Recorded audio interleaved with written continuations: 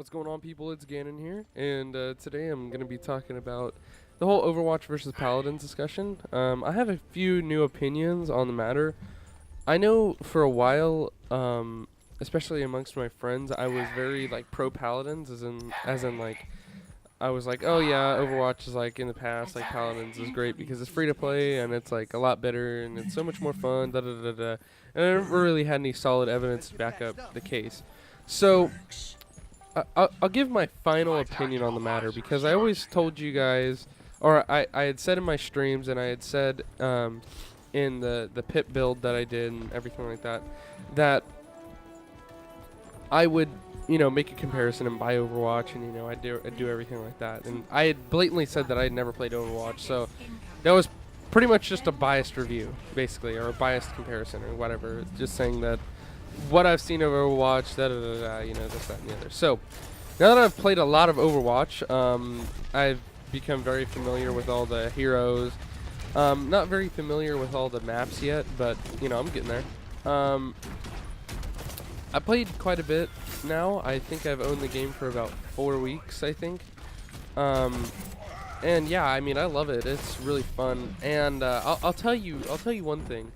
If you're just looking solely for which game is more competitive, as in like, it doesn't matter which one has more of a competitive following, which one's more competitive, I'm gonna have to definitely say Overwatch, and I'll tell you why. So, in Paladins, if you haven't played it before, there are these things called decks, right? And the decks are basically like kind of like skill points, kind of. You can assign points to things, and all that jazz. But basically what that means is that you can change the way that the character plays based on what deck that you're playing. And for some people it means that it could be more competitive or less competitive, but from just solely a skill standpoint, like from if you were to play another Roadhog or if you were to match up a Widowmaker against a Widowmaker or a Pharah up against a Pharah or something like that, the only thing that decides what happens in that fight is who's just better at playing that champion, or that hero, sorry. In general, it's not a matter of whose deck is better, or Paladins also has items, kind of like League does. You know how they have the item system and everything like that. It's not based on who has more items and who has the better item build. It's based on who has better aim, who has, who's just better at the character all around. So if you're looking for something that's just solely competitive in that kind of atmosphere, as in like the kind of Overwatch, like first-person shooter, MOBA hybrid thing, I would definitely say that Overwatch hands down has the advantage over that, because it's very, very competitive as far as like just solely basing firefights off of who's actually better at the heroes and stuff like that. In Paladins, it's a different story because somebody could have a really overpowered deck build, and then somebody could also have a really overpowered, item build and everything like that, and then it totally changes the way that the game plays. And you could be 10 times better than an enemy pip or something like that, but if he just has better items and better deck than you, then you're basically screwed. But if you counter people like that, that makes you a really good Paladins player, but at the same time, it makes it less static, as in like you can be totally better than somebody else, but if they just have better items and better deck, they have an advantage over beating you, basically. In Overwatch, it's more standard. It's just none of you guys have an advantage over each other, unless of course a mercy buffs you, or you get a buff or something like that. But just solely based on 1v1, unless you buff yourself somehow, which I don't think is actually possible. Except for if you're on Ana and you heal yourself. But anyways, so yeah, it comes down like that. 1v1s are a lot more skill based, just based on heroes and stuff like that. Now, if you're looking for something that's fun, easy to pick up, play with your friends, everything like that, Paladin's a pretty good option because there's no barrier of entry for Paladins, as in like it's free to play, so you can just pick it up and play it or whatever. As far as like a pro scene, a competitive scene, they have like the Paladins tournaments and everything like that, but I don't know if it's gonna go very far just because of the nature of the game. I mean, it's fun and everything like that, and I did definitely have a lot of fun, you know, playing Paladins and everything like that. But the fact that you did have to buy the characters and everything like that started to get quite annoying because, like, for example, like if Androxus was broken at the time or something like that, and you didn't have Androxus, you just joined, you couldn't counter an Androxus because, you know, a broken Androxus is just like, you can't counter a broken Androxus because it's the game's fault.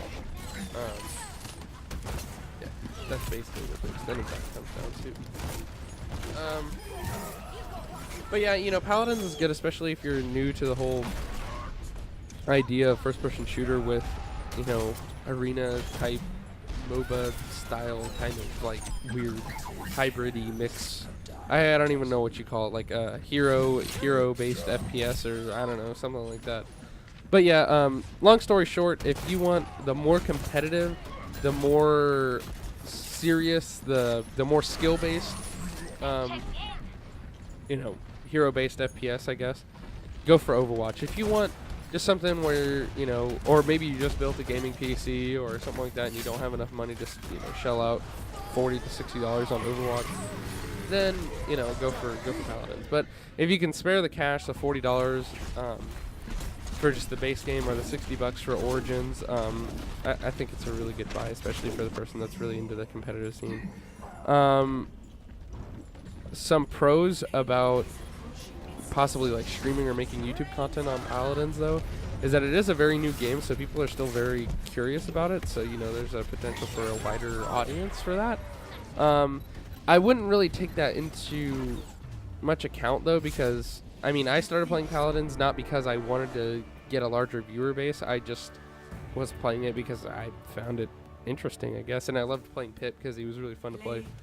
But yeah, that's basically the extent of it. I'll just, you know, recap. If you want the more competitive, skill-based, you know, 1v1, you know, if you're just better than somebody, you're just better than somebody. It doesn't matter, and they're going to lose type of game, go for Overwatch. If you want the, you know, more casual, free-to-play, item-based kind of more almost, it kind of reminds me of almost like League with guns, or like Smite, but first-person with guns. I don't know.